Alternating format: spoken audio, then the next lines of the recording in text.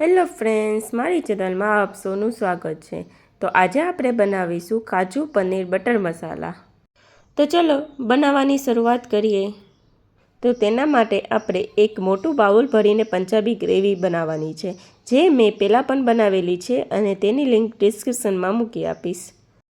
ત્યારબાદ 10થી 12 કાજુ લેવાના છે, એક નાનું ટમેટું લેવાનું છે, એક નાની ડુંગળી, 150 ગ્રામ પનીર અને 2 ચમચી બટર લેવાનું છે। સૌપ્રથમ આપણે એક તપેલીમાં થોડું ગરમ પાણી કરી લઈશું। પછી તેમાં આપણે પનીર એડ કરી દઈશું।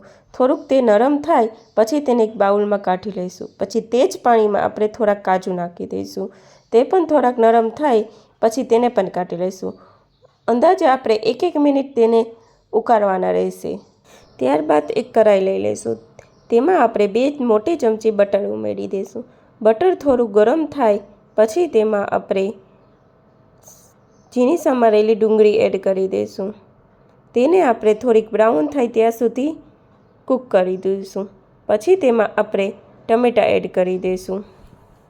ત્યારબાદ તેમાં આપણે 1 ચમચી લાલ મરચું પાવડર અને સ્વાદ અનુસાર મીઠું એડ કરીશું। પછી તેને સરખી રીતના મિક્સ કરી 2 મિનિટ માટે કૂક થવા દઈશું, જેથી કરીને આપણા ટમેટાં અને ડુંગળી સરખી રીતના નરમ થઈ જાય। અહીં તમે જોઈ શકો છો કે મેં કોઈપણ જાતના બહારના મસાલા એડ કર્યા નથી। ત્યારબાદ તમે જોઈ શકો છો કે આપણા ડુંગળી અને ટમેટાં સરસ રીતના કૂક થઈ ગયા છે।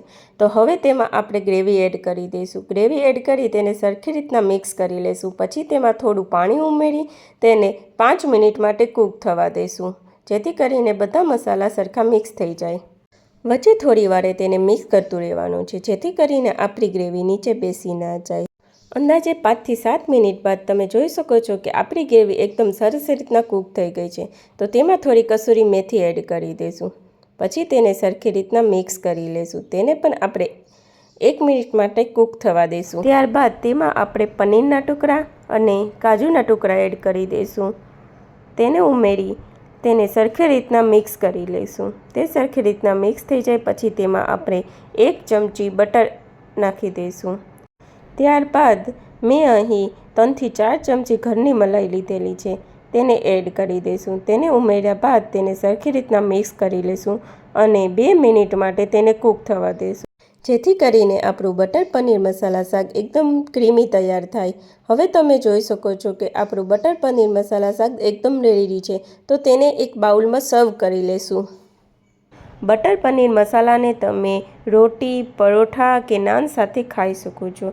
તેનો ટેસ્ટ એકદમ ટેસ્ટી, યમ્મી અને લાજવાબ આવશે। તો તમે પણ ટ્રાય કરજો અને મને કોમેન્ટ કરીને કહેજો મારી રેસીપી તમને કેવી લાગી।